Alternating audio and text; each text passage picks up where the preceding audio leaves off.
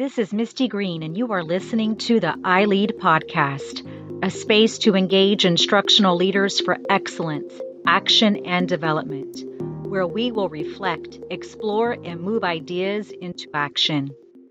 Moment of full transparency. About 6 months ago, following a traumatic experience that actually occurred on a public school campus, I began seeing a trauma therapist. I am not yet ready nor able to share the full nature of the experience. Let's just say the incident shook me to my core and required that I dig deep to determine after 25 years of service, was or is this field still for me? Or better yet, am I still for this field? The field I have found purpose in and passion for, the field of education. The work I've completed in therapy has catapulted me to truly search my why and to determine if my why is strong enough to anchor me or hold me steadfast in my love for this field. Let's just say the therapeutic work has been hard, but well worth it. I am still standing firm in my why, or my belief that all students are salvageable, because I was, and that all students are deserving of an educator who believes in their full potential and chooses daily to transcend the opportunity myth and the less than positive labels that have been ascribed to the students who occupy the hallways of school campuses and the seats of classrooms. I could not allow the past traumatic incident to be the period or ending point to my time in this field, because I know within myself that I still have more to give. That brings us to the topic for this episode. This past week, during my therapy session, after discussing where I currently am and reflecting on the work I am producing both within the system of public education and for iLead Consulting, and after reflecting on an interaction I had with an 8th grade student who, without knowing, helped me to recalibrate my love and passion for this work, my therapist, who is also former military, said to me, "Misty, you are what we refer to in the military as a force multiplier. You are a force multiplier." I'm not certain if she knew the impact of her statement and what it really had on my current reality. She might not even know that through her statement, deeper personal and professional calibrations occurred. Her statement prompted me to recall an event or situation that occurred during my graduate studies surrounding the work of dispute resolution and conflict management. During my master's program, I had the opportunity to tour one of our state's largest prisons. Part of this tour was having the chance to speak with death row inmates. The prison had established a large room with curtain-style partitions. Behind each makeshift cubicle, if you will, stood an inmate and one prison guard. I, along with peers in my cohort, stood waiting in line for our chance to chat with an inmate. I guess I was number 8 or 9 in the line. The purpose of this tour and possible conversation with an inmate was to strengthen our dispute resolution skills by sharing resolution skills with inmates. Now, in reflection, I'm not certain this exercise was truly fair to those we had the opportunity to speak with, but that's not the current topic of our episode, so I digress. While waiting in line, I noticed my peers were going in and out of the makeshift cubicles rather rapidly in time spans of like 1 to 2 minutes. As a cohort, we were instructed to hold our debriefs and reflections until we returned to campus. While watching my peers enter and exit the conversation spaces, I was struck with wonder. I was curious as to what they had accomplished in such a short amount of time. I mean, 1 to 2 minutes is barely enough time to greet someone and introduce yourself, let alone share in a meaningful dialogue. It finally became my turn, and as I pressed through the curtain, the wall of curtain, I found myself standing in a small space, possibly a 5 foot by 4 foot area, where a male inmate stood with his hands cuffed in front of him and his feet shackled, and with a guard standing in very close proximity. I can recall a table was placed as the dividing line between the two of us, and a chair was placed on my side of the table, but I quickly noticed he had no chair. Within seconds, I realized I was the one with choices, and he was without. My next step would be the determining factor of how far this conversation would or would not go. My first words were a question to the guard. I asked, "Does he have the option to sit?" referring to the inmate. The guard kind of smirked and sort of popped his head and said, "No," with a curious look. I then looked the person who I hoped to have a conversation with in the eye and asked, "Would you like for me to sit or to stand? What would make you the most comfortable?" See, I offered him a choice, and I hoped my inquiry of his preference would let him know I was grateful for the opportunity to learn from him. He and I both knew before I ever stepped foot into his space, he was in control of this particular conversation. He was the one who controlled how far our conversation would or would not go.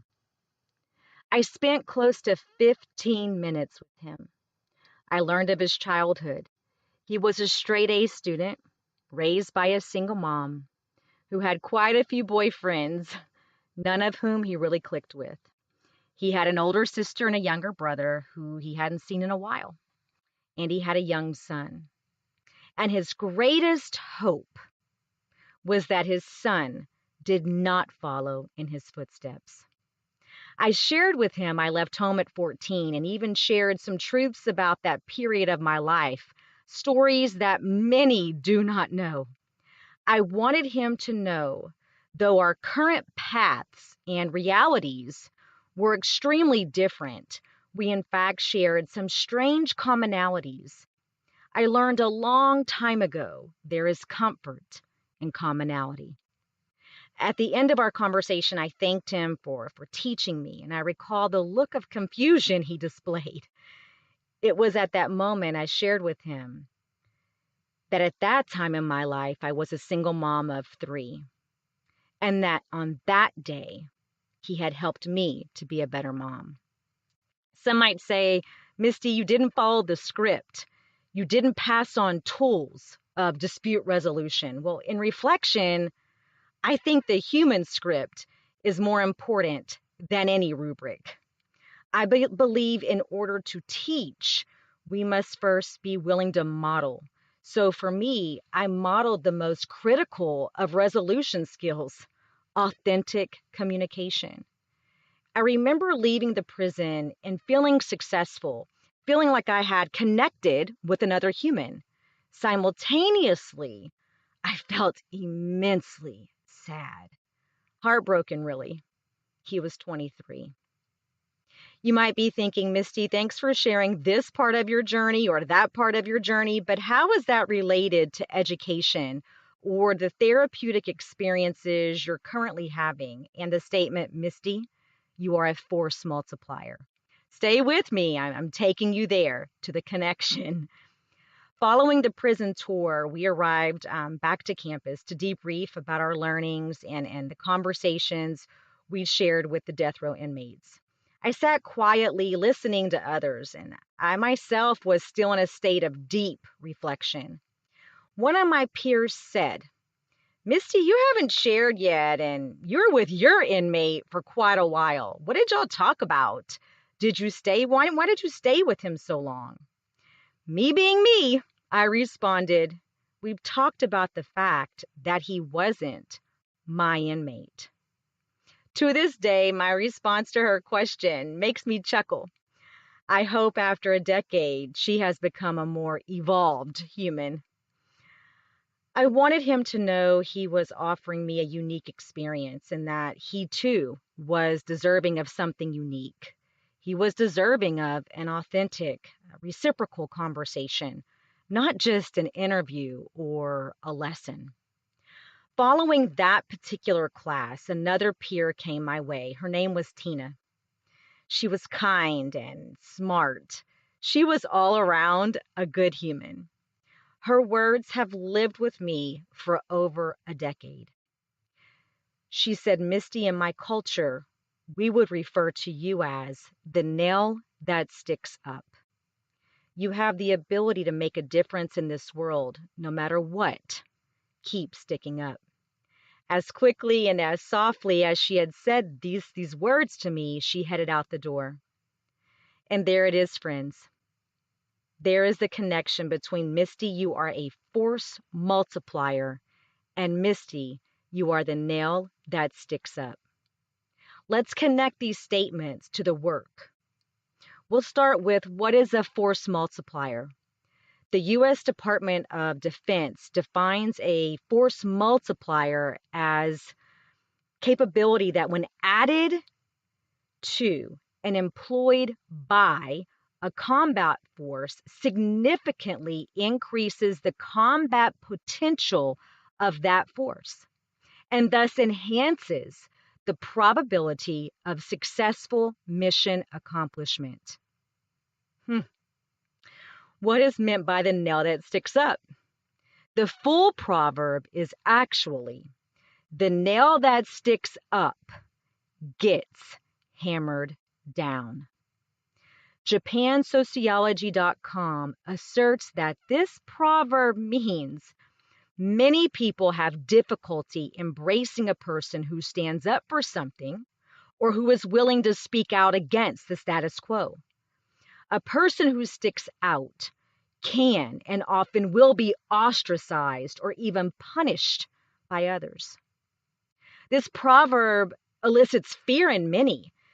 The fear associated with sticking out or sticking up will lead to being hammered down.